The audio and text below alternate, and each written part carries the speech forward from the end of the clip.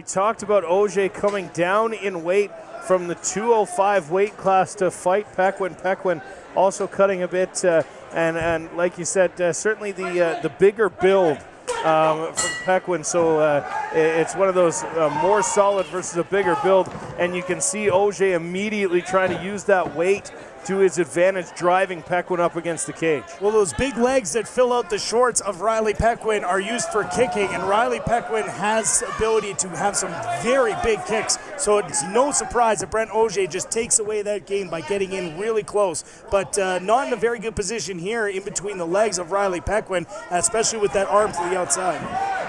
The takedown was a fantastic one, and it could show that the difference between hard work body versus a beach body. Auger now trying to work through Pequin. Pequin trying to isolate an arm. Hasn't been able to find it yet. Auger continuing to defend against, as both these young men look for their first amateur title win.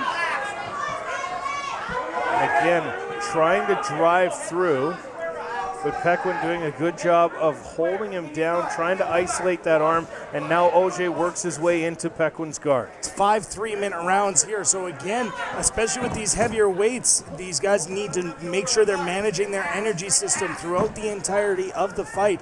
And Brent Auger, in this position here as a wrestler, is something that he'd worked many hours on, is keeping your opponent down and keeping them in a dangerous position, and that was a huge double leg. That definitely hurt him. You could see in Riley's face that the wind is out of him, and here could be the armbar. Looking for the armbar, Brent Auger. Pequin doing a good job to stack him up, though, and keep the pressure off of that arm after the huge slam from Brent Auger. A little slap there from the official. There it is. This fight is over. The armbar win and a championship for Brent Auger. What can I say, gentlemen? Never judge a book by its cover, although I've been on 10. The winner by tap out due to armbar at 1 minute and 58 seconds in the very first round, your new middleweight Hard Knocks champion, Brent Auger! Brent Auger, your new middleweight champion.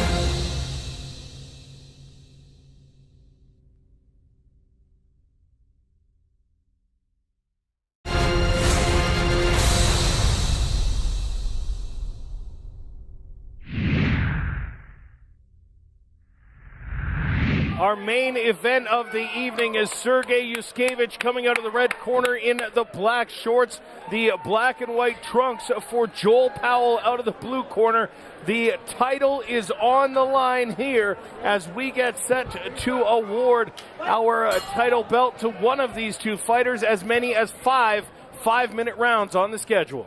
There's a lot more up for grabs right here than bragging rights. It's a lot up for grabs. Big leg kick there from Powell. The two high-level athletes going at it like this, there's going to be some feeling out. It's give and take. It's a dance, and let's see who leads. Especially with 5-minute rounds, we talk about controlling your energy and how much you use. You have to know that you don't use all your energy right away, or you're going to end up in trouble later rounds, especially with guys who are as difficult to stop as these two. But a nice punch there by Yuskevich. Sergey is leg locked, but he is also bombs. That right hand got through, but as did the jab there from Powell, and he's landed a couple now. Sergey now fighting back, throwing some bombs of his own, and knees exchanged as they go towards the cage. Sergey looking for a leg lock. He's got one. He's got a hold. That's all she wrote, ladies and gentlemen. That's all she wrote. Sergey is leg locked.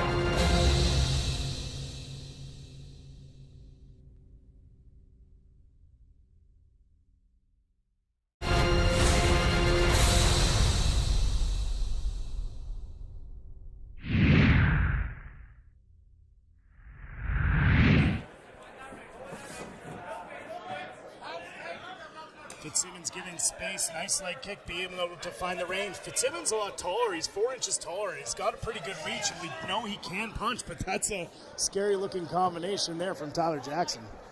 Fitzsimmons definitely a three-phase fighter, though. He has all three phases. Been a big shot there, but see if he's able to recover. Tyler Jackson swarming here.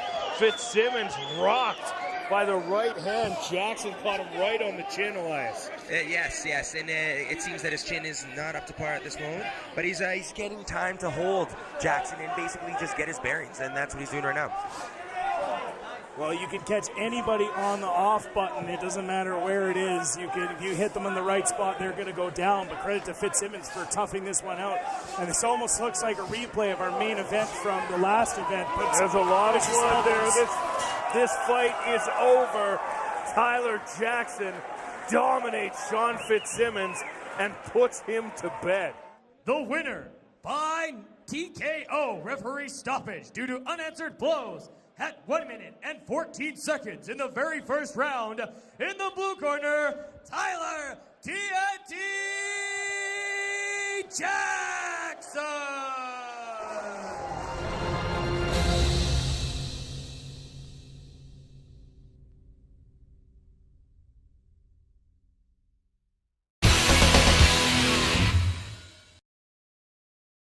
The fighters are ready, the doors are closed, and we are underway here in this professional bout under full unified mixed martial arts rules. There's Zach Manywounds now showing off that fast twitch muscle fiber that he likes to use. He developed it as a track and field athlete, able to get those big pushes, big solid legs, and now trying to step forward. Josh Griffin trying to turn the hips perhaps for a throw with Manywounds pushing as hard as he is, but Manywounds doing an excellent job in stopping the switching of the hips. And you could see Manywounds driving forward on the shorter Griffin unit, the long limbs coming into play here for Zach Manywounds, and he's going to need to watch those knees or we might get our fourth low blow of the night. And hopefully not, because those are never fun. Yes, and who wants to see that on a replay? Josh Griffin and Zach Manywounds. Griffin has Manywounds up against the cage and will continue to work him up there. Of course, the distance going to be a friend for Zach Manywounds, but he's going to have to watch if he allows that distance because Griffin's striking is almost second to none. And good drop down there by Manywounds, now attacking the ankle. He needs to get that second hand down. He's locked the hands. Excellent takedown by Zach Manywounds. I don't think the guillotine is in any pressure here. Manywounds can pop out anytime he pushes, and there it is. There's the pop out. Griffin trying to slide into a butterfly guard here. Very calm is Griffin. Has both heels on the hips now of Manywounds. And again, don't forget, Josh Griffin may be a black belt in karate, but he did win his last fight by armbar. Vicious armbar. Yes, a break your armbar. So Zach Manywounds does have to be wary of the ground game. You're going to look at...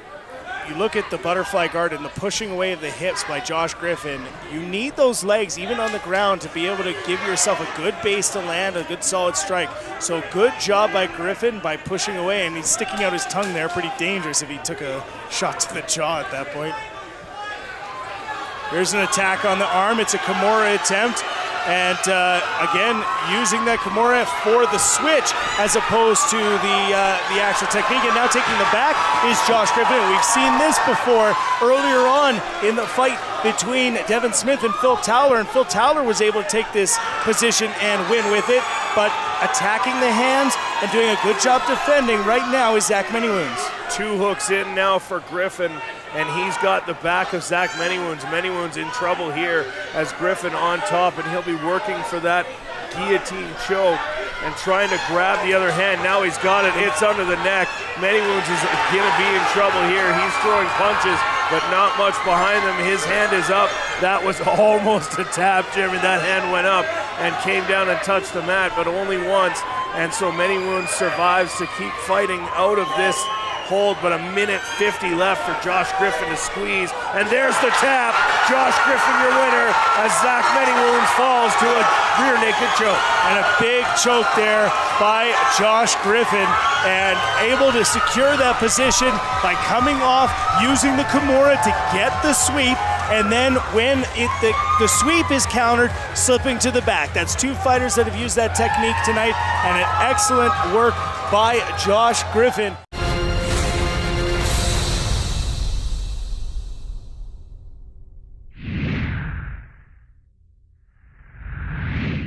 Imhoff gets set to face off against Arnett.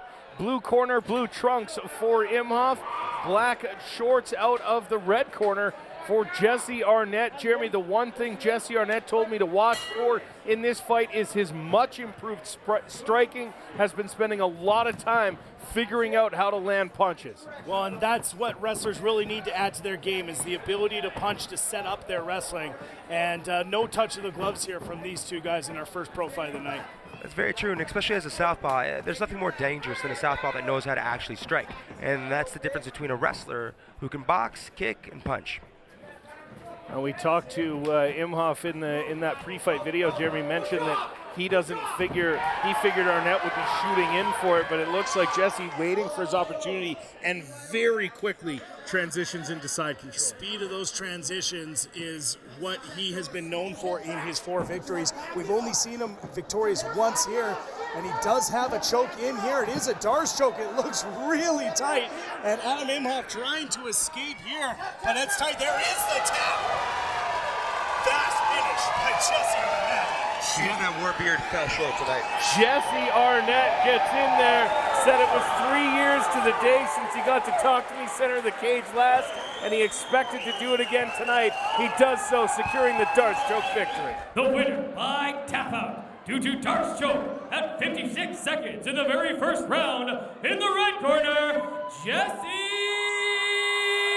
Arnett. Jesse Arnett, a big win for him here.